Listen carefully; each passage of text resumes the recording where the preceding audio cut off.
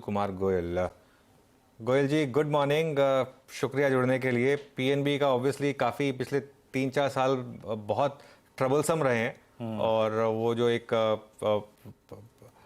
वो फ्रॉड रहा था उसके बाद काफ़ी डी रेटिंग हुई थी।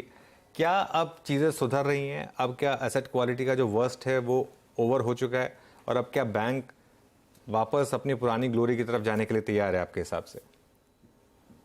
गुड मॉर्निंग अनुज जी। ये बिल्कुल सही है कि अभी पीएनबी अपना पुरानी ग्लोरी के पास जा रहा है, क्योंकि आप ये देखिए जो 11.80% था आपका ग्रॉस एनपीए एक साल पहले, वो अभी 8.74 पे आ गया। 300 बेसिस पॉइंट का उसमें कमी हुई है। सिमिलरली नेट एनपीए में भी जो 4.80 के पास होता था और ये भी जो है 2.72 आ गया। इसमें भी लगभग जो 200 बेसिस पॉइंट की गिरावट हुई है। और ये सबसे महत्वपूर्ण बात यह है कि पिछले चारों क्वार्टर में 22-23 में पहली बार जो है रिकवरी नंबर जो है आपके एडिशन से ज्यादा थी। और 2 नंबर मैं आपको बताना चाहूंगा, 1159 करोड़ का ये नेट प्रॉफिट जो 5 टाइम्स हुआ है, और 9499 जो आपका जो है ये एनआईआई है, ये पिछले 12 क्वार्टर में हाईएस्ट है पीएनबी का। तो पीएनबी बिल्कुल अब सेट है। अब ग्रॉस एनपीए नेट एनपीए बराबर कम होगा, पुरानी ग्लोरी को हम प्राप्त करेंगे। दूसरी चीज जो इस समय एक डिबेट चल रही है ईसीएल को लेकर, प्रोविजनिंग को लेकर, एसबीआई के चेयरमैन ने कहा कि ये अभी हाइपोथेटिकल है। आपका क्या व्यू है? आपने किस हिसाब से प्रोविजनिंग की है और क्या आपका व्यू रहेगा इस पर? इस पे मेरा देखो व्यू है, ये है कि एक तो ये ड्राफ्ट गाइडलाइंस है अभी आरबीआई की। मेरे हिसाब से हमको जो फाइनल गाइडलाइंस की वेट करना चाहिए।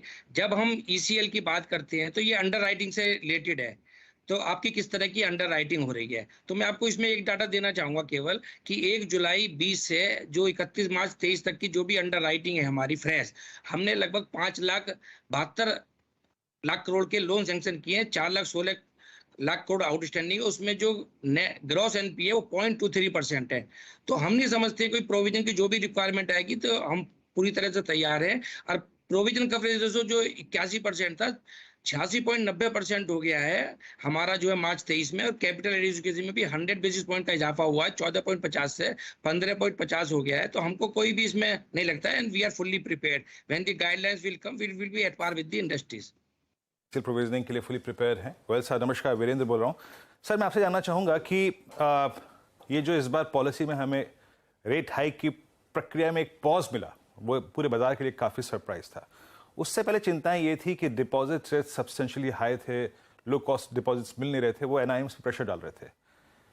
अब आपको ट्रेंड क्या नज़र आ रहा है कि लो कॉस्ट डिपॉजिट्स आपके पास आ रहे हैं, मतलब अब डिपॉजिट्स अवेलेबल हैं, और डिमोनेटाइजेशन हुआ है तो मतलब 2000 के नोट होगा एक बार, तो फिर वो कैश भी आएगा सिस्टम में। तो जो एनआईएम्स की ट्रेजेक्ट्री क्या रहेगी लाइकली टू बी 1-2 क्वार्टर्स के लिए, थोड़ा सा इस पे जरा एक बार अपनी राय रखेंगे। देखो, धन्यवाद वीरेंद्र जी। एक तो रेट ऑफ इंटरेस्ट जो है मेरे ख्याल से भी पीक पे पहुंच गए हैं।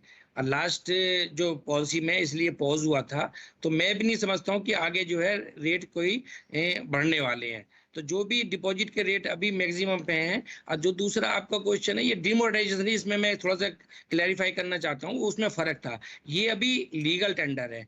तो इसमें जो है बराबर जो है जो डिपॉजिट आएंगे हमारे पास, तो इसमें थोड़ा सा डिपॉजिट में इजाफा भी होगा। और पंजाब नेशनल बैंक के लिए कोई कभी भी डिपॉजिट की दिक्कत नहीं है। हमारा सेविंग बैंक में भी 2.72% का इजाफा हुआ है। और हमारे पास 16 करोड़ कस्टमर हैं। 72 लाख अकाउंट हमने खोले थे 21-22 में, 82 लाख अकाउंट खोले 22-23 में। और हमने 10,000 ब्रांचों को टैप दे दिया, जिससे ये प्रक्रिया और सरल हो गई है। तो मैं नहीं समझता हूँ कि कोई डिपॉजिट का इशू आएगा। बट जरूरी जो है ये नोट जो एक्सचेंज होंगे, डिपॉजिट होगा, तो इसमें जो है डिपॉजिट थोड़ा सा बैंकों का बढ़ेगा। ओके सर, ये बताइए कि कासा एग्जैक्टली क्या है आपका, और 1-2 क्वार्टर्स के लिए आपका कासा आउटलुक क्या है सर, गोयल साहब?